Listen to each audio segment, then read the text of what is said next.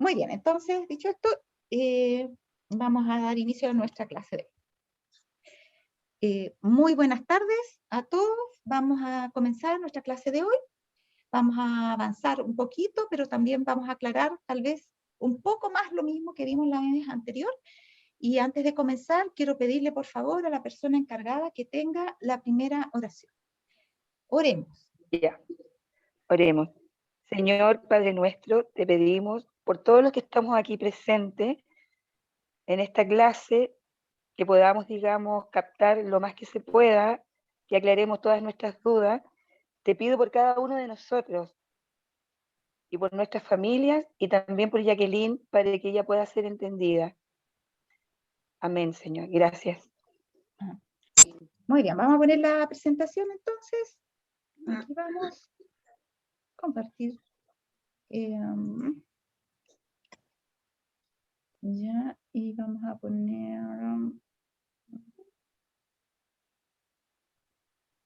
aquí y vamos a sacar los controles flotantes. Ya, muy bien. Aquí vamos entonces. A ver. Ahí sí. Miren, vamos a nuevamente hacer un repaso completito de las distintas etapas, pero desde el punto de vista más espiritual, ¿ya? Vamos a ver cómo fue la evolución de estos mensajes, primeramente entre los mensajes del primero y segundo ángel, después al final vamos a dejar el postre para el final, que es el mensaje del tercer ángel, desde el invierno de 1843 hasta 1844, teníamos lo que fue el mensaje del primer ángel, y dijimos que el invierno estaba entre las fechas del 21 de diciembre al 21 de marzo. Aquí tenemos un comentario que fue hecho en mayo, o sea, estaría, a ver, no fue en mayo, bueno, ahí lo vamos a ver más adelantito, el mes de febrero, no, el otro, aquí dice clarito, mes de febrero. Entonces, esto califica justo porque diciembre, enero, febrero, y después venía marzo, cuando se terminaba de cumplir la última fecha que ellos habían puesto para la venida de Jesús, que pensaban que iba a ser en 1843, y dijeron, ya, en última instancia, lleguemos al 21 de marzo de 1844, ¿se acuerdan? Desde el 21 de marzo de 1843 al 21 de marzo de 1844. Entonces, ¿cuándo eso se acababa el plazo? 21 de marzo de 1844, y tenemos que en febrero, antes de esa fecha ya algo había pasado. Evidentemente, poquito antes de febrero, o sea, enero, qué sé yo, por ahí, se había ya dado el mensaje del primer ángel y se estaban viendo la respuesta de ese mensaje y los efectos de las respuestas que las personas habían tenido a ese llamado celestial. Dice acá, miren, en el mes de febrero del mismo año, el profesor Finney del colegio de Oberlin, o sea, estaban en invierno, por eso que yo les pongo para que nos situemos, porque Estados Unidos tiene fechas que nos confunden, no van con las estaciones del año. Entonces, ¿qué pasa? A veces en una cita dice cuando era invierno, en tal fecha, cuando era verano, y nosotros verano nos trasladamos a diciembre, enero, febrero, pero nunca nos imaginamos que el invierno es febrero allá. Entonces, para poder entender la profecía tenemos que dominar hasta esos detallitos de repente para poder entender las citas, porque si no nos perdemos con las citas, ¿ya? Y por eso que es importante saber que vamos a ir desde el invierno, pasando por todas las etapas, a llegar al final al otoño, ¿ya? Porque antes de invierno está otoño, pero vamos a ir de invierno a otoño, completo, todo el círculo, ¿ya? Porque el 22 de octubre de 1844, que es el gran chasco, ocurrió en otoño, ¿ya? Ahora, entonces, comenzamos acá en el invierno de 1843 hasta 1844, que es más o menos lo que está describiéndose en la siguiente cita. En esta dice que en febrero ocurre esto, y el profesor Finney del Colegio de Oberlin dijo, hemos podido comprobar el hecho de que en general las iglesias protestantes de nuestro país han sido apáticas u hostiles con respecto a casi todas las reformas morales de la época. Es interesante porque este no es un pastor que está hablando, no es eso, sino que es un profesor que le llama a él la atención algo que está generalizado en casi todas las iglesias de nuestro país, ¿ya? Y la caída de Babilonia estaba predicha en ese momento y sigue estando predicha todavía, que se complete esa caída, para todas las iglesias protestantes, porque como decía una cita que leímos tiempo atrás, la iglesia madre, digamos, de todas estas, que es la iglesia católica, ya está caída hace muchos años. Entonces ahora viene la caída de las iglesias protestantes. Y este hombre comenta, un profesor, que casi todas las iglesias de nuestro país, dice, han sido o apáticas u hostiles con respecto a casi todas las reformas morales de la época. Existen excepciones parciales, pero no las suficientes para impedir que el hecho sea general. Y eso yo lo estoy subrayando vez tras vez, de algo general o algo universal, algo que ocurre casi en todas las iglesias, porque la caída de Babilonia es una caída de todas las iglesias que no son la católica. Y de ahí surge un pequeño remanente. Esto está en Apocalipsis 12. ¿Se acuerdan que la mujer huye, es perseguida? Y finalmente ya no tenemos a la mujer, sino tenemos al resto de la descendencia de ella. Entonces desaparecen estas iglesias, digamos, como representantes, digamos, de Dios para entregar su mensaje en la tierra. Ya Dios no les confía a ellos sus mensajes porque ellos rechazaron el mensaje que les fue enviado. ¿A cuándo? Acá con el mensaje del primer ángel. Y después el del segundo y del tercero, porque el que rechazaba el primer mensaje no podía ver el segundo, así que también lo iba a rechazar. Mucho menos iba a poder recibir el tercero. Así es que bastaba rechazar el mensaje del primer ángel para quedar fuera de toda posibilidad, incluso de salvación. Eso es lo que vamos a ver ahora. Es muy importante este tema. Muy, muy importante. Miren, entonces él dice que han sido apáticas o hostiles todas las iglesias en cuanto aquí a las reformas morales de la época, y que existían algunas excepciones parciales, pero no las suficientes para impedir que el hecho sea general. O sea, podía haber alguna que otra iglesita pequeña que sí respondía a estos, que sus pastores estaban atentos, pero eran una excepción, no eran la regla. Y dice, tenemos además otro hecho más que confirma lo dicho, y es la falta casi universal de influencias reavivadoras en las iglesias. O sea, no habían grandes lumbreras en ninguna iglesia, en ninguna. Y luego dice, la apatía espiritual lo penetra casi todo y es por demás profunda. Así lo atestigua la prensa religiosa de todo el país. De modo muy general, nuevamente vuelve a recalcar lo general, ¿ya? Los miembros de las iglesias se están volviendo esclavos de la moda. Miren las cosas que le llaman a él la atención.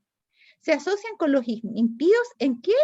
En diversiones, bailes, festejos, etc. Se fijan como las cosas que hacemos, que la gente dice a Dios no le importa lo de afuera, le importa solo el corazón. Lo que pasa es que lo que está afuera da evidencia de lo que hay en el corazón. Otros dicen, de la abundancia del corazón habla la boca. Entonces, ¿qué ve él? Esta apatía espiritual va acompañada ¿de qué? De gente que es esclava de la moda, que se espacia en diversiones, en bailes, en festejos, etc. Son gente de las iglesias, se asocian con los impíos en esas cosas, comparten las mismas cosas que los impíos. Dice, pero no necesitamos extendernos largamente sobre tan doloroso tema. Basta con que las pruebas aumenten y nos abrumen para demostrarnos que las iglesias en general están degenerando de un modo que da pena. Ahora, si en ese tiempo a él le escandalizaba cómo las iglesias estaban yendo en pos de estas cosas, yo creo que si hoy día vuelve a resucitar, se muere 2 veces. Si llega a ver cómo están ahora las iglesias. Y no vamos a decir que nosotros no calificamos aquí.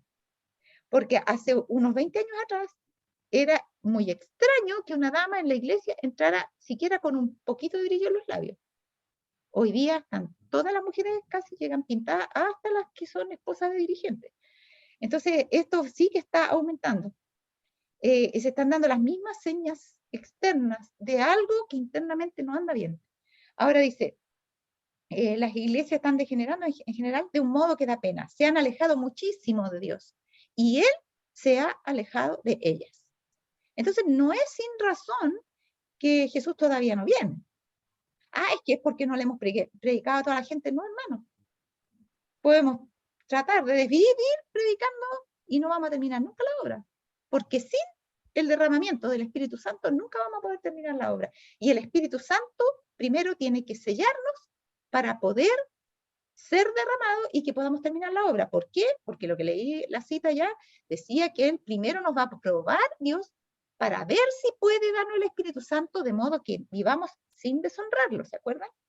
Así que el Espíritu Santo nos es dado una vez que somos sellados, ¿ya? Sin sellamiento no hay Espíritu Santo, y sin Espíritu Santo no se puede terminar la obra. Entonces no es cuestión de podernos tratar de predicar, no. Tenemos que escudriñar nuestros corazones, así como los apóstoles dijimos en el aposento alto, tenían que primero ponerse a cuentas unos con otros y con Dios, y luego pudieron hacer lo que no habrían podido hacer en toda su vida cuando el Espíritu Santo fue dado como señal de aprobación de que ellos estaban en armonía con Dios y con los hombres. Pero con Dios, no con los mundanos, o sea, con los hombres, no con los hombres mundanos, sino con sus compañeros, hermanos de la misma profesión de fe. Ahora dice, se han alejado muchísimo de Dios y Él se ha alejado de ellas. Y un escritor declaraba en el Religious Telescope, conocido periódico religioso, lo siguiente: jamás habíamos presenciado hasta ahora un estado de decadencia semejante al de la actualidad. ¿Y por qué todo esto están hablando de ese estado tan decadente? Porque algo ha pasado, ha habido una caída moral. Acuérdense que dijimos que la caída de Babilonia es una caída moral. Y lo que aquí se está viendo es la caída de Babilonia. Es el mensaje del segundo ángel que ya comenzó. Y cuando esta cita está puesta acá en febrero, ya estaba comenzando el mensaje del segundo ángel. Porque el segundo ángel dice, ha caído Babilonia. ¿Ya? De modo que este mensaje se empieza a ver ya en febrero, ya es evidente. Tiene que haber entonces comenzado antes. Tiene que haber comenzado tal vez antes, en diciembre todavía, cuando estaba en 1843, pero se hace acá por lo menos, alguien hasta escribe de esto, y alguien que no es un pastor, no es un líder religioso. Ahora dice, en verdad que la iglesia debería despertar, y este es un diario, el que escribe, no solamente el otro pastor, sino, o sea, el otro hombre, sino que este en un diario. Y los diarios de la época comentaban cosas de índole espiritual. Díganme, ¿dónde se ve eso ahora? Estamos mucho más mal que antes, porque ahora, ¿dónde se comentan asuntos espirituales? Ni en la televisión, ni en los diarios, ni siquiera porque hay guerra en Ucrania. Además dicen, vamos a hacer una velatón por la paz o cosas por el estilo, y el Papa llama, ponen al Papa hablando por la paz. Pero aquí se comentaba el estado espiritual de la gente, todo lo que estaba pasando. Ahora no existe eso, porque ahora también hay una apatía mucho mayor. Estamos peor que antes, mucho peor.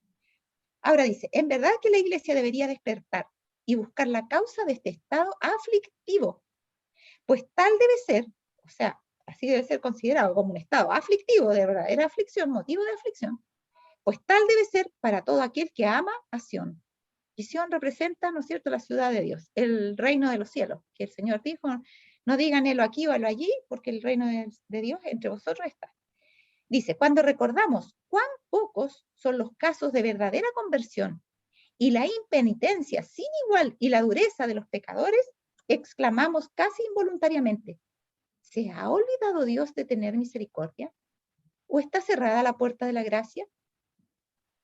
Mire, a esa conclusión llegaba este diario, un diario de la época, no era un diario religioso, no era un diario o sí era religioso, era Religious Telescope, sí, pero no era digamos, no era un diario que estuviera haciendo proselitismo de una religión, era un diario que comentaba asuntos religiosos. Entonces, pregunta él y dice, ¿será que Dios se olvidó de tener misericordia? Porque claro, porque no se ve el Espíritu de Dios. O lo otro, a lo mejor pecamos contra el Espíritu Santo, se cerró la puerta de la gracia. Entonces, al respecto, yo le traje a ustedes algunas citas, porque respecto a este tema, fíjense que hay muchas controversias que surgen por falta de conocimiento de estas citas. Estas citas son sobre la famosa puerta cerrada de que se habla. Cuando se habla de una puerta cerrada, se refiere a la puerta de la gracia, al cierre de la gracia, ¿ya?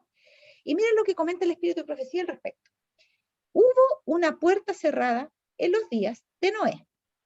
Y se acuerdan, literalmente fue el arca, que los ángeles mismos fueron los que cerraron, dice la maciza puerta. Un ángel fue enviado, un ángel, a cerrar la maciza puerta. Y eso era un símbolo de algo espiritual, porque así como se cerró la puerta de un arca material, se cerró la puerta de oportunidad para los que estaban fuera del arca. ¿Ya? Y el Espíritu Santo ya no podía interceder más en sus corazones. Y Dios mismo lo había advertido. No contenderá mi espíritu con el hombre para siempre, sino que serán sus días, ¿cuánto tiempo les dio? 120 años, que fueron los 120 años que predicó Noé. Y después de eso, ¿qué pasó? Se cerró para ellos la puerta de la gracia, o la puerta de la misericordia, si le queremos llamar así, es lo mismo. Ya Dios no iba a intervenir más, no iba a porfiar más con sus corazones duros. Ahora lo dejó librado a sus propios gustos, inclinaciones, y para que Satanás hiciera lo que quisiera con ellos, porque ellos ya no querían más a Dios. Entonces fue retirado el Espíritu de Dios de la raza pecaminosa que pereció en las aguas del diluvio. Dios mismo dio a Noé el mensaje de la puerta cerrada. ¿Se fijan? No contenderá, mire, está citando lo mismo que le estoy diciendo, no contenderá mi espíritu con el hombre para siempre, porque ciertamente él es carne, mas serán sus días 120 años, ¿ya? O sea, ellos tienen un tiempo limitado de oportunidad porque tampoco viven mucho tiempo, así es que no puedo tenerlos eternamente porfiando con ellos, ni aunque yo quisiera, dice Dios, porque ellos son mortales, van a morir, tienen un tiempo limitado de vida. Ahora, eso fue en los días de Noé. Ahora, hubo una puerta cerrada también en los días de Abraham. Y se acuerdan que, se fijan que cada vez que hay una puerta cerrada, hay también una puertecita abierta, porque si no, no habría gente dentro del arca. ¿Se fijan? Y Noé aprovechó el tiempo en que estaba abierta la puerta y entró. Y después que se cerró la puerta, fue como la parábola de las 10 vírgenes, el que estaba adentro estaba salvo y los que estaban afuera, rogaran lo que rogaran, ya no podrían entrar. Ahora, hubo una puerta cerrada también en los días de Abraham. La misericordia dejó de interceder por los habitantes de Sodoma y todos, con excepción de Lot, su esposa y sus 2 hijas y 2 hijas, fueron consumidos por el fuego que descendió del cielo. ¿Se fijan? Ahí también ya se acabó en un momento la oportunidad y todavía Abraham tratando de negociar con el Señor ahí, le dice, Señor, y si hubiere 10 justos, yo perdonaré la ciudad por el amor de esos 10. Señor, perdona, pero ¿y si le faltaban 5 esos 10? A amor de los 5 también. Sí, bueno, al final quedó Lot, o sea, eran primero 30, no me acuerdo cómo fue el negocio que hizo Abraham, el regateo, pero al final solamente quedó Lot, su señora, sus 3 hijos, y quedaron 8 personas. ¿Se fija? Y la esposa de sus 3 hijos. 8 nada más. Y la ciudad no alcanzaba para hacer 10. Así que Dios no podía perdonar la ciudad. De una ciudad, se salvaron 8 personas. Hermano, yo veo ahora, el otro día mostraron ahí en Ucrania, en una fosa común, 9.000 cadáveres. 9.000 cadáveres. La mayor parte de ellos civiles. Matados a sangre fría, torturados. Pero una cosa horrible. Y uno se agita el corazón de uno y qué terrible cuando uno piensa cómo habrá muerto esa pobre gente. Pero ¿saben ustedes que nuestras calles están llenas de cadáveres caminando? ¿Han pensado eso? Yo siempre he pensado eso. Nos asombra cuando alguien muere así terriblemente, pero hermanos, nuestras calles están llenas de cadáveres caminando. El Señor hablando de las viudas, o sea, bueno, ahí escribiendo Timoteo, Pablo le dice, mira, pon en la lista solamente a las viudas que sean así, así, así. Porque las otras que son jóvenes y andan buscando puro casarse y que tienen ese afán, no, esas no las pongas, porque hay algunas dicen que viviendo están muertas. Se refiere como que están vivas, pero en el fondo están muertas. ¿Se fijan? Ya.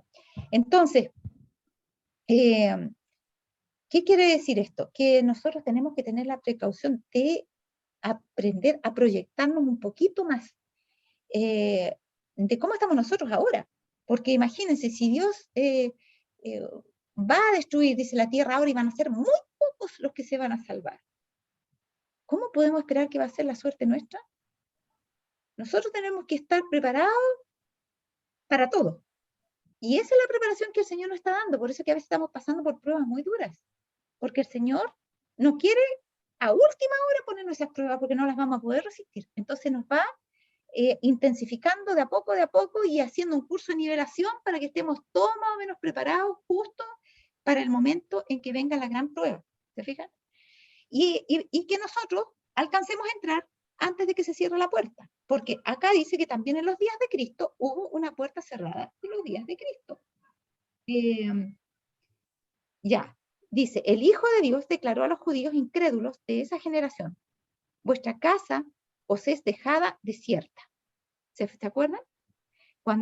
y también dice, Jerusalén, Jerusalén, tú que matas a los profetas y apedreas los que te son enviados, ¿cuántas veces quise salvar tus hijos? Como la gallina a los polluelos que junta debajo de sus alas, y no quisiste.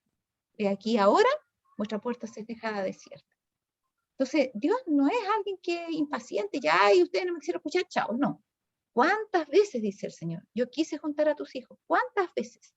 Cuando habla de juntar, se está refiriendo a personas que son compatibles, a una familia. Dios quiere juntar a su familia, que quiere que haya armonía entre ellos porque todos han recibido una misma educación, ¿ya? Y no hay alegría más grande para un padre cuando ve, como dice en San Juan ahí, que sus hijos andan en la verdad y que todos participan de las mismas cosas, se agradan de las mismas cosas, se impactan con las mismas cosas, les desagradan las mismas cosas y procuran las mismas cosas. Entonces el Señor quiere juntar a sus hijos en ese mismo espíritu, en que todos sean semejantes a Él, para que haya verdadera armonía. ¿Se fijan? Entonces nosotros debemos tener en mente eso. Si nosotros estamos en armonía con el cielo, vamos a armonizar unos con otros. Y al hacer eso, Dios va a poder dar el Espíritu Santo. Y acá dice que hubo una puerta cerrada en los días de Cristo. El Hijo de Dios declaró a los judíos incrédulos de esa generación, vuestra casa os es dejada desierta. Se retira el Señor en ese caso, se retira el Espíritu Santo, se retiró también en los días de Noé, y ahora dice acá, mirando, hacia la corriente del tiempo en los últimos días, ¿ya? El mismo poder infinito proclamó mediante Juan. Y Juan está hablando, se refiere a Apocalipsis, ¿no? Esto dice el santo, el verdadero, el que tiene la llave de David, el que abre y ninguno cierra, y cierra y ninguno abre. ¿A qué iglesia se le da ese mensaje? ¿A qué iglesia le está dando ese mensaje? Esto dice el santo y verdadero, el que tiene la llave de David, el que abre y ninguno cierra, y cierra y ninguno abre. A la iglesia de Filadelfia. Miren, no se olviden de esto. Esa es la iglesia número 6. Son 7 iglesias, ¿verdad? Bueno, Filadelfia, la número 6, es la iglesia de los pioneros. Es la iglesia de la gente que pasó por estos chascos. Y entonces aquí se está refiriendo a la iglesia de la que estamos estudiando. O sea, en esa ocasión se cumple este mensaje a la iglesia de Filadelfia, que Cristo abre una puerta y tiene la capacidad de dejarla después cerrada y que no, nadie más pueda pasar por ella, y después abre otra y nadie más puede, cuando Él la cierra, volver a entrar ahí. Y ese está mostrando el paso del lugar santo al santísimo. Primero abrió para entrar al santo, ¿no es cierto?, cuando subió al cielo, después la cerró cuando pasó al lugar santísimo, y dice que cuando cierra esa puerta ya no puede pasar nadie más, digamos, si no quiso entrar cuando estaba abierta. Y cuando Él cierra, ninguno puede abrirla de nuevo. Se me mostró en visión, y todavía lo creo, que hubo una puerta cerrada, ¿cuándo? En 1844. ¿Se fijan? ¿Y por qué? Porque ahí se cumple la caída de Babilonia. El mensaje del segundo ángel ha caído Babilonia, y eso significa que se cerró la puerta. ¿Para quién se cerró la puerta? ¿A quién se le cerró la puerta? A todas las iglesias en general que no recibieron el mensaje, que es lo que hemos estado viendo todo el rato. A la gran mayoría de las iglesias protestantes. Hablaba de que solamente eran excepciones, alguna por ahí pequeña de alguna que no hubiera rechazado el mensaje. ¿Ya? Pero todas, especialmente todas las grandes iglesias, rechazaron este mensaje, y con eso se cerró para ellos la puerta de oportunidad. Y luego dice, todos los que pidieron la luz de los mensajes del primero y segundo ángeles y rechazaron esa luz, fueron dejados, ¿cómo? En tinieblas, por un tiempo, hasta que Jesús vino de nuevo y le dio luz otra vez. No, no dice eso. Fueron dejados en tinieblas para siempre, eternamente. Toda esa gente se pierde. Toda esa gente se pierde. Así, hermano. Y los que la aceptaron y recibieron el Espíritu Santo, ¿se fijan?, que acompañó a la proclamación del mensaje celestial y que después renunciaron a su fe y declararon que su experiencia había sido un engaño, de ese modo rechazaron al Espíritu de Dios y este no intercedió más por ellos. O sea, pero es que yo acepté, me podrían dar otra oportunidad. No. Si usted aceptó y se volvió atrás, el Señor dice, no agradará a mi alma. El que retrocediere no agradará a mi alma. Y también esos fue cerrada la puerta de gracia para ellos, ¿ya? Y no nos traíamos tanto de eso, porque saben ustedes que si nosotros somos porfiados y Dios nos dice una y otra vez las mismas cosas y no queremos ceder y buscamos excusas para nuestros pecados acariciados, también se puede cerrar la puerta de gracia para nosotros, aunque no sea el cierre de la gracia colectivo. En forma personal también se cierra la puerta de la gracia. A Pilato se le cerró la puerta de la gracia cuando entregó a Jesús. ¿Lo sabían ustedes? Está en el Espíritu de Profecía eso. Así es que no se puede jugar con el Espíritu de Dios, ¿ya? ¿Qué les pasó a esto en 1844? Toda esa generalidad de iglesias que el Espíritu de Dios no intercedió más por ellos. Miren, les voy a leer una cita, a ver, que es muy interesante. Gálatas, mire, hoy es un comentario del Espíritu de Profecía sobre Gálatas 2:16, ¿ya?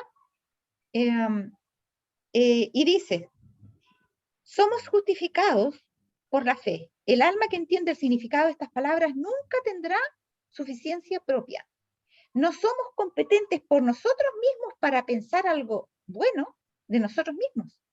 El Espíritu Santo es nuestra eficiencia en la obra de la edificación del carácter, en la formación del carácter a la semejanza divina. Cuando creemos que nosotros mismos somos capaces de dar forma a nuestra propia vida espiritual, cometemos un gran error. Por nosotros mismos nunca podemos conquistar la victoria sobre la tentación. Pero los que tienen fe genuina en Cristo serán impulsados por el Espíritu Santo. El alma en cuyo corazón mora la fe crecerá hasta ser un bello templo para el Señor. Esa alma es dirigida por la gracia de Cristo. Crecerá solo en la proporción en que dependa de la enseñanza del Espíritu Santo. ¿Se fijan ustedes? Y fíjense lo que dice 2 Corintios 10, todavía más enfático diría yo, hablando de lo mismo. Miren, dice, ¿querrán tomar en cuenta los hombres y las mujeres cómo considera Dios a las criaturas que ha creado? Él formó la mente del hombre. No producimos un solo pensamiento noble que no derive de él. Ay, que esa persona es tan buena. No, hermano, las personas no son buenas. No hay bueno ninguno. Y todavía cuando el Señor habló, ¿no es cierto?, con uno le dijo, ¿por qué me llamas bueno?, le dijo el Señor. No hay ninguno bueno, sino solo uno, Dios. El Señor Jesús le dijo, maestro bueno, ¿qué bien haré para heredar la vida de tener joven rico? ¿Y por qué me llamas bueno? No hay ninguno bueno, sino solo uno, Dios. ¿Y por qué el Señor le responde así? Porque quería que él confesara lo que él intuía y que no quería confesar, y era que estaba frente a Dios mismo, frente a la segunda persona de la divinidad. Cristo era Dios. Entonces, acá dice que él conoce todos, dice, no producimos un solo pensamiento noble que no derive de él, ¿ya? Solo de Dios podemos, cuando pensamos algo bueno y tenemos buenos sentimientos y disfrutamos de una buena acción, no es de nosotros eso. Eso es algo que nos pone el Espíritu Santo a nosotros. Y dice acá, él conoce todos los procesos misteriosos de la mente humana, porque ¿acaso no la hizo? Dios comprende que el pecado ha rebajado y degradado al hombre, pero contempla con misericordia y compasión, porque ve que Satanás lo tiene en su poder. Ahora, ahí la importancia que entendamos que Cristo era distinto, porque sí, Cristo pensaba bien de sí mismo y no necesitaba la ayuda del Espíritu de Dios para pensar cosas buenas, porque él no tenía pecado. Pero este drama es de los que heredamos el pecado de Adán, que lo llevamos inscrito en nuestros miembros, como dice Pablo. ¿Se fijan? No era ese el caso de Cristo. Cristo no tenía pecado inherente. Así que, por lo tanto, esta cita de que no podemos producir un solo pensamiento noble que no derive de Dios, esta no se aplica a Cristo. Cristo era el segundo Adán. Está pasando por lo mismo que era el privilegio del primer Adán tener, si no fuera porque se dio a la tentación porque quiso. Porque no quiso perder a la mujer, porque se puso a calcular, y cuando nos podemos a calcular en lo ético, ahí estamos mal. Nunca en lo ético tenemos que calcular. Lo malo es malo, no importa que me maten. Y lo bueno es bueno, aunque a nadie le guste. Y en ese sentido debemos ser implacables. ¿Se fijan? El problema de Adán que se puso a calcular, y si la pierdo hoy es tan linda, y cómo no la voy a tener más, y no, no quiero vivir sin ella, y la cuestión, y tomó el fruto y lo comió rápidamente para no perderse a Eva. ¿Se fijan? Ese fue el problema. El pecado voluntario. Creo que a alguien se le quedó el micrófono encendido. Debe ser Carmencita. Carmen, si puedes, por favor, apagar tu micrófono, que parece que se quedó encendido. Gracias. Ahora, cuando quieran hablar, lo encienden. Dice, los que no vieron la luz no fueron culpables de rechazarla. Los únicos a los cuales el Espíritu de Dios no podía alcanzar, ¿quiénes eran? Los que habían despreciado la luz celestial. Y en esa clase estaban incluidos, como lo he dicho, tanto los que rehusaron aceptar el mensaje cuando les fue presentado, como los que, habiéndolo recibido después, renunciaron a su fe. ¿Ya? En Ezequiel 18 ahí se habla, si alguien hizo hartas cosas buenas durante toda su vida, pero después, de repente, se volvió malo y se puso a hacer hartas cosas malas. ¿Le van a ser tenidas en cuenta las cosas buenas que hizo? No, ninguna le va a ser tenida en cuenta. Por el pecado con que pecó, va a morir y ninguna de esas cosas buenas le van a ser tenidas en cuenta. Eso es lo que explica Ezequiel 18. Y por el contrario, si alguien vivió una vida perdida haciendo puras cosas malas, pero después reflexionó y cambió y ya no hizo esas cosas malas, o su hijo, habla de su hijo viendo todo lo que su padre hizo y las cosas malas, dijo, yo no voy a ser así, y su hijo entonces fue diferente, y no hizo esas cosas malas, entonces por esas cosas buenas ahora, que él, que significan que renunció a las malas, por eso él va a vivir y tendrá vida. Entonces, aquí no es lo importante de cuántas cosas buenas comparado con cuántas cosas malas, no. El Señor quiere un progreso y un carácter estable y definitivo. Definitivo, un carácter bueno definitivamente. El que no logra esa meta no sirve para el cielo. Aunque hayamos hecho muchas cosas buenas, eso no importa, esas las hicimos no por nosotros mismos, las hicimos por la gracia de Dios. Y eso es para que nosotros fuéramos afianzando y quedáramos sellados. ¿Se acuerdan que hablamos de eso? Del afianzamiento en la verdad. Bueno, si nosotros no logramos ser afianzados en la verdad, no sirvió de nada todo lo que Cristo hizo por nosotros y es como si nunca lo hubiéramos conocido. Y nuestra suerte es igual que la de los que se perdieron. Y peor todavía, porque vamos a ser juzgados considerando que tuvimos oportunidad. Y vamos a ser menos clemente con nosotros que tuvimos oportunidad que con los que nunca la tuvieron. Y se perdieron porque nunca tuvieron oportunidad de conocer mucho la luz, pero van a ser, dice, a todo el que, habiendo tenido poca luz, hizo cosas malas dignas de azote, será castigado poco, pero el que tenía mucha luz e hizo cosas malas dignas de azote, va a ser castigado mucho, porque tuvo más luz. Así que de acuerdo a la luz que tenemos, también es la sentencia que Dios nos da. Por ahí escuché un video de alguien que decía cada atrocidad, hermano, y decía que Dios no castiga, etcétera, una pila de cosas. Dios sí castiga, hermanos queridos, y eso está en la Biblia, de pe a pa. Y es parte del Evangelio eterno, el juicio. Ahora, miren, estábamos en verano, a ver, empezamos, no, primavera. Ay, a ver cómo me perdí. La primera diapositiva. Acá, no, ahí. Estaba en invierno. Ya, en invierno era febrero. Sí. Y ahora pasamos a la primavera de 1844, que transcurre entre el 20 de marzo y el 21 de junio. A mí también se me olvidó la fecha. Ya, entonces, en ese periodo de tiempo ahora, ¿cómo va la evolución espiritual de este movimiento adventista? Dice acá, el señor Barnes, pastor en este caso, de una de las principales iglesias de dicha ciudad, añadía, no hay, esta es su evaluación, ¿ya? O sea, la cosa no había cambiado mucho desde la vez anterior en febrero. No hay despertamientos, ni conversiones, ni mucho aparente crecimiento en la gracia en los que hacen profesión de religión. Y nadie más viene a su despacho para conversar acerca de la salvación de sus almas. Con el aumento de los negocios y las perspectivas florecientes del comercio, cuidado cuando hay mucha abundancia de negocio, acuérdense de la parábola de los terrenos, los afanes de este mundo y los cuidados de la vida, porque el diablo a uno los pone en aflicciones de asuntos emocionales, a otros les da mucha prosperidad, con cada uno sabe el método que le funciona más.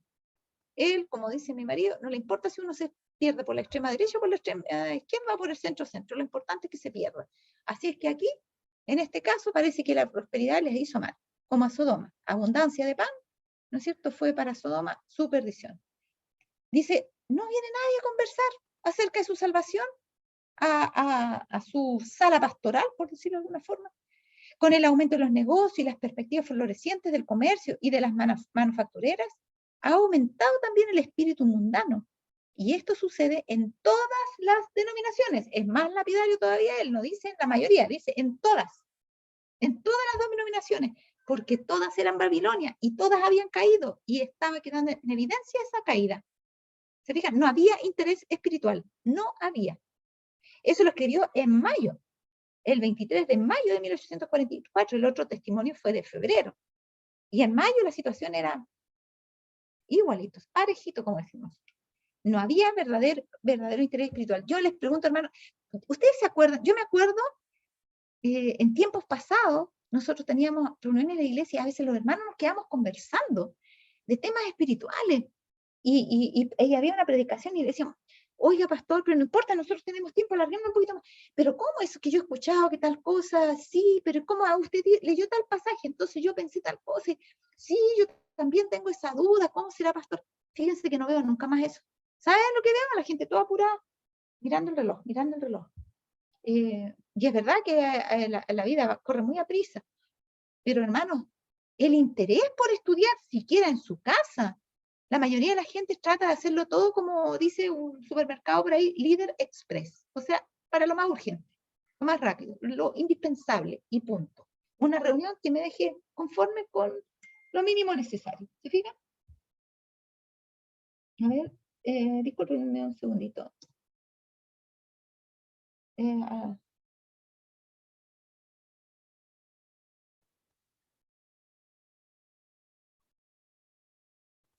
Ya, sí, me están justamente diciendo ahí de que si puedo aclarar un poco esto del castigo. ¿Les parece que lo veamos en la próxima reunión? Yo he dejado el espacio de confraternización para ver eso, ¿ya? Voy a ver si lo pongo ahí o lo pongo al comienzo de la otra clase para que veamos un poco eso. Porque está de moda ahora pensar que Dios no castiga. Es una barbaridad. Están saliendo pastores predicando cosas como esta. Otro que dice que el libro de Hebreos también no es un libro, más o menos, no es un libro inspirado por Dios. Era un libro solamente para la época de ese momento, para las personas de ahí, para que tengan una idea. ¿Ya?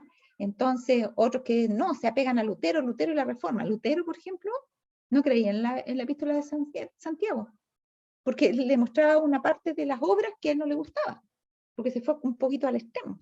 Entonces él rechazaba el Evangelio, o sea, la epístola de Santiago, y también rechazaba el libro de Cantares. Entonces, ¿a quién le vamos a creer? ¿A Lutero? ¿A los pastores? No, hermano, la Biblia, a la ley y al testimonio. La Biblia y el espíritu de profecía. ¿Ya? Entonces, cuidado con eso. ¿Qué dice la Biblia sobre el castigo? Vamos a verlo, lo vamos a ver, no ahora porque nos vamos a distraer mucho de la clase de hoy día, pero sí creo que es un punto importante, me están pidiendo ahí, que justamente si puedo hablar un poquito más de eso, sí que yo creo que lo vamos a tener que ver. Dice, con el aumento de los negocios y las perspectivas florecientes del comercio y de las manufactureras, ha aumentado también el espíritu mundano, y esto sucede en todas las denominaciones. El 23 de mayo, esa cita de 1844, y está en el conflicto de los siglos. Ahora, el verano de 1844, que va de 21 de junio al 22 de septiembre, en esta época es cuando ya cayeron las iglesias y se comienza a dar una nueva fecha corregida para la segunda venida de Cristo, ¿ya? Es en este lapso, más o menos, de aquí más o menos en septiembre y hasta llegar, porque acuérdense que en octubre ya es el otro chasco, entonces se predica antes. Así que en este tiempo de verano, cuando comienza a predicarse la venida de Cristo para el 22 de octubre de 1844, lo vamos a ver con más detalle después. Yo voy a volver sobre estas cosas, ¿ya? No es la única vez que las voy a pasar, porque ahora estoy viendo desde un aspecto, después lo vamos a ver desde otro, y así hasta que nos quede muy claro. Ahora, dice, hablando aquí de la generalidad de las iglesias, lo siguiente, ¿ya? Eso es mío, hablando de la generalidad de las iglesias. Una explicación. Dice la cita, cuando los ministros y los directores de aquellas iglesias se declararon contra la doctrina del advenimiento y quisieron sofocar el nuevo movimiento, ¿ya? Que ahora comenzó a poner la fecha ya más Por eso que antes no fue tan fuerte el primer ángel, en el sentido de que no había una fecha exacta. Por eso se fueron desgastando de a poco en ese chasco. Pero acá el chasco fue lapidario, en una fecha, y ahí, ¿ya? Porque fue exacta esta fecha. Fue para el 22 de octubre de 1844. Nunca se había fijado una fecha con tanta precisión. Se fijó con toda la suma de precisión, de acuerdo a un estudio claro de las profecías, y yo no les puse una cita que hablaba de que Dios adrede había escondido un error de cómputo en las fechas de 1843, y que incluso los adversarios de las profecías no se pudieron dar cuenta porque Dios no se los permitió darse cuenta de ese error. Entonces ellos criticaban cualquier cosa menos el cálculo de la fecha, porque no se daban cuenta de que había un error en el cómputo de la fecha, y era un error no muy difícil, pero Dios no permitió que se comprendiera. Entonces ahora,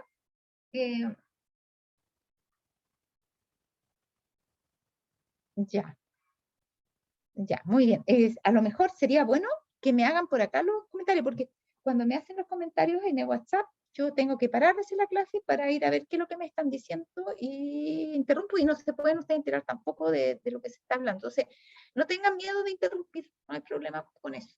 Y si tenemos una clase más interactiva, mejor todo. ¿Ya? Entonces, miren,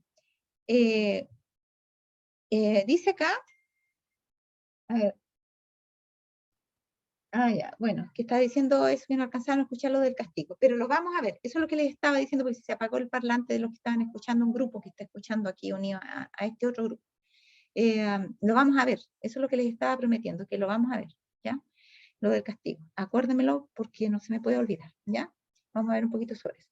Ahora, miren, ¿qué pasó? Dice acá, hablando de las generalidades de las iglesias, ¿qué pasó? Que cuando se comenzó a predicar en base a una fecha precisa, entonces los ministros de las iglesias y los directores de las iglesias se comenzaron a levantar en contra de eso.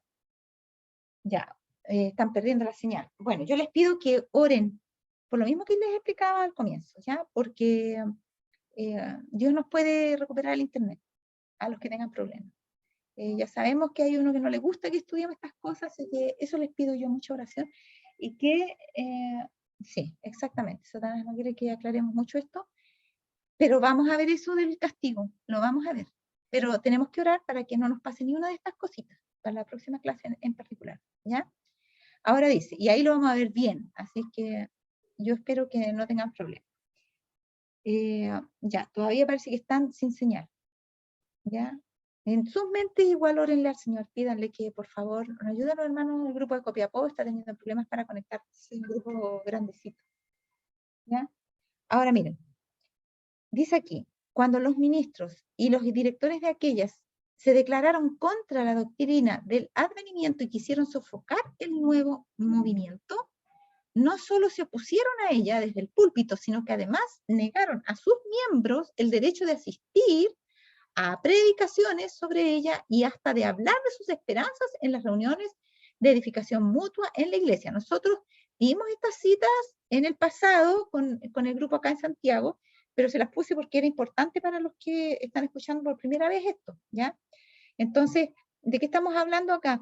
Que para la segunda proclamación que se da en este mensaje del segundo ángel, porque es parte del mensaje del segundo ángel. Una cae en la iglesia y la otra, aquí viene el esposo salida a recibirle, que anuncia, me están hablando varias cosas que pasaron.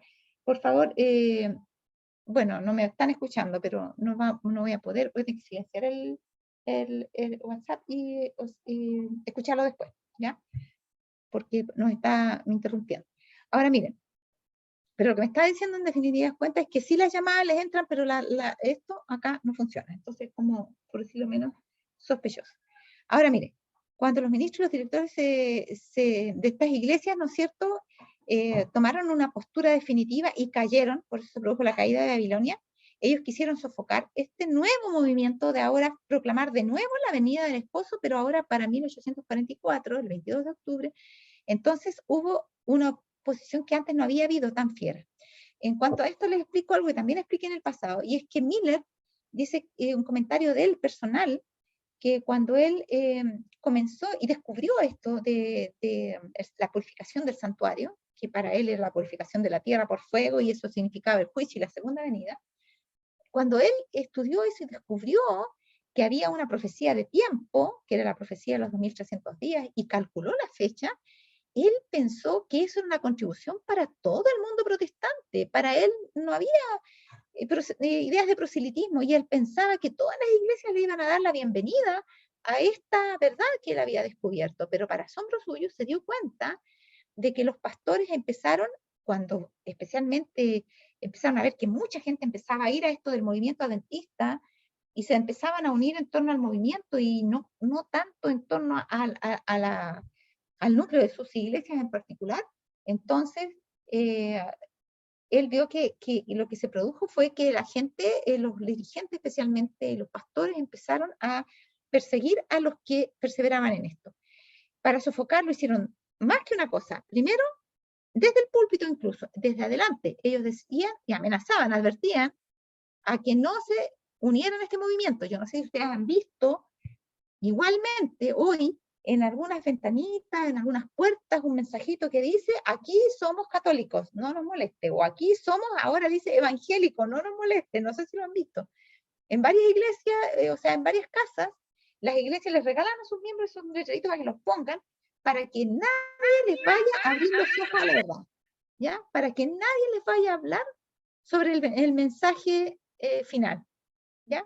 Entonces, por eso que esta es una verdadera guerra.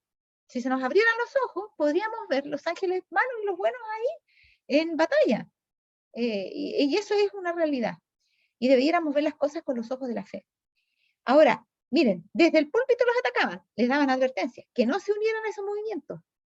Además, les negaron a sus miembros el derecho de asistir a las predicaciones, porque había lugares donde ahí cabían todos y se rentaban esos lugares para que todos fueran ahí. Y decían: no, pobrecito el que yo sepa que está yendo ahí, no vayan a esas predicaciones. No, esa gente fanática que están diciendo puras mentiras, así que no vayan para allá. Y también les prohibían hasta hablar de sus esperanzas en las reuniones de edificación mutua. O sea, iban, por ejemplo, a la reunión de oración. Yo creo que hay un testimonio. ¿Saben que estábamos estudiando el otro día y no podíamos encontrar el texto ese donde decía de la purificación del santuario? Hermana, por favor, esos testimonios están prohibidos aquí. Eso es lo que hacían. No hable nada de profecía. Ya dijimos que no queremos nada de ese nuevo movimiento. Así que cuando ellos hablaban de sus esperanzas y qué lindo que yo estoy tan contenta de haber descubierto esto, que Jesús va a venir y que va a venir luego, no, está prohibido eso aquí. Ya dijimos ya que no queremos a nadie que esté con esta cosita del movimiento. Entonces, ¿qué pasaba con estos creyentes? Ellos, dice, querían a sus iglesias y les repugnaba separarse de ellas, pero al ver que se les negaba el derecho que tenían para investigar las profecías, sintieron que la lealtad hacia Dios les impedía someterse. Porque si ellos se sometían, no iban a poder seguir estudiando la palabra. Era como la tentación de Adán. Si él obedecía y no comía del fruto, era perder a Eva.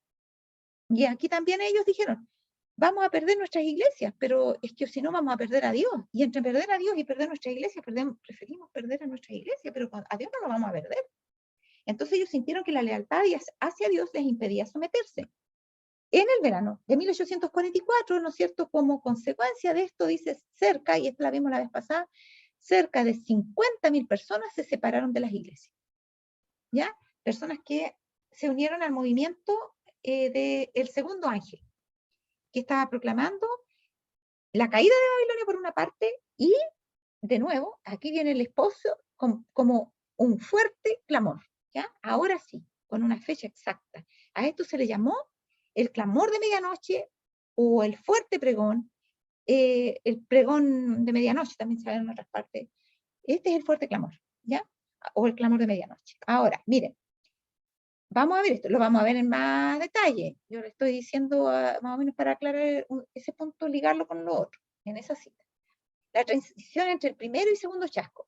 Dice acá, la misma evidencia que los había inducido, ya la habíamos visto, a esperar a su Señor en 1843, los inducía a esperarlo en 1844.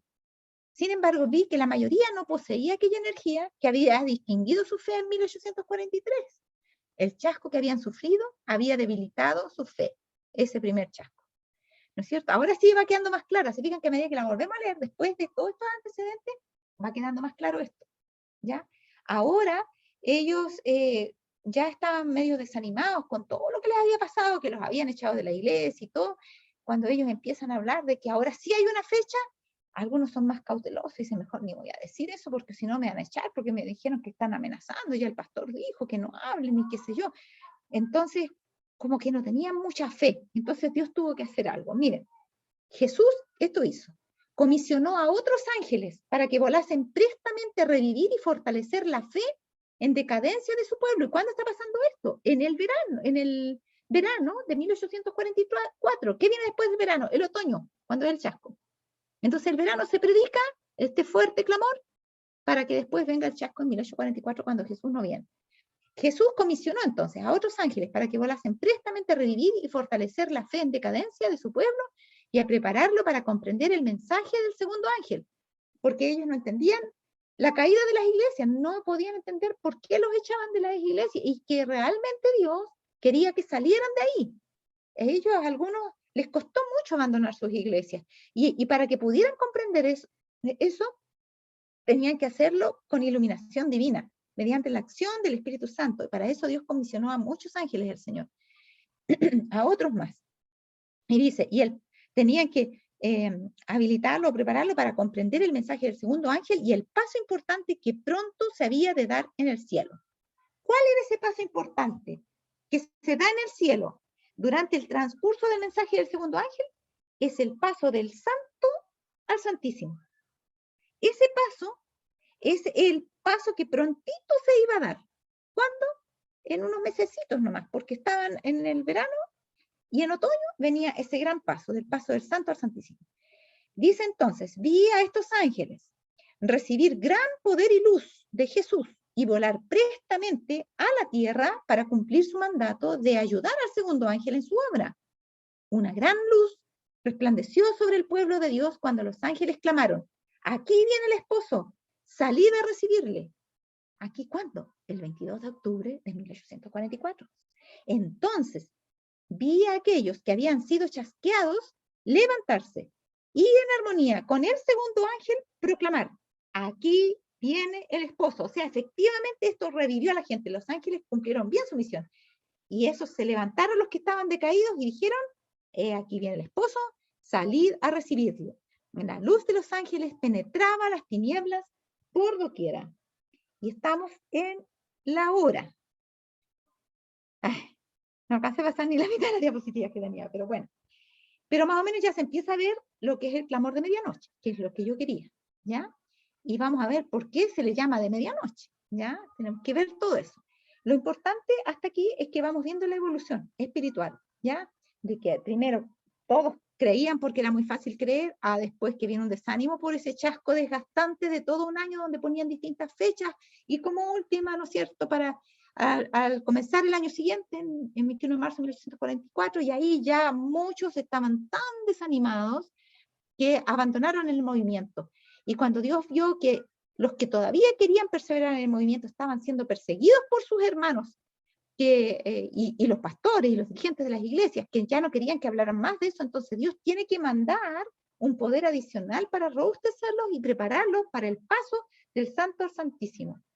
Un paso muy importante. Y entonces esos ángeles obran en esos poquitos que quedaban desanimados para que ellos sean revividos y den este clamor. He aquí viene el esposo, salid a recibirle, y ellos ahora con el poder del Espíritu Santo logra que esta luz vaya nuevamente con fuerza a todos los lugares donde la gente todavía no había escuchado la predicación y donde algunos vacilaban entre creerle a sus iglesias o creerles a los otros del movimiento, digamos, restaurado, ¿ya? Entonces, ¿se acuerdan de la visión general? Cuando dice que Jesús pasó del santo al santísimo y Jesús los guió un poco para salir, este guiar un poco para salir empezó ya. ¿Con qué empezó? Cuando Jesús le da una orden a esos ángeles para que vayan a robustecer el testimonio que tenían que dar sus hijos al avisar que él, en el fondo, iba a pasar al lugar santísimo. Iba a comenzar la purificación del santuario, que los otros pensaban que era la purificación de la tierra, pero que era la purificación del cielo de nuestros pecados. Hasta aquí vamos a llegar por hoy. Esto queda grabado, entonces les animo a que ustedes repasen las cosas que vimos para que cuando venga la otra clase las tengan más claras y podamos avanzar entretejiendo los lazos del conocimiento.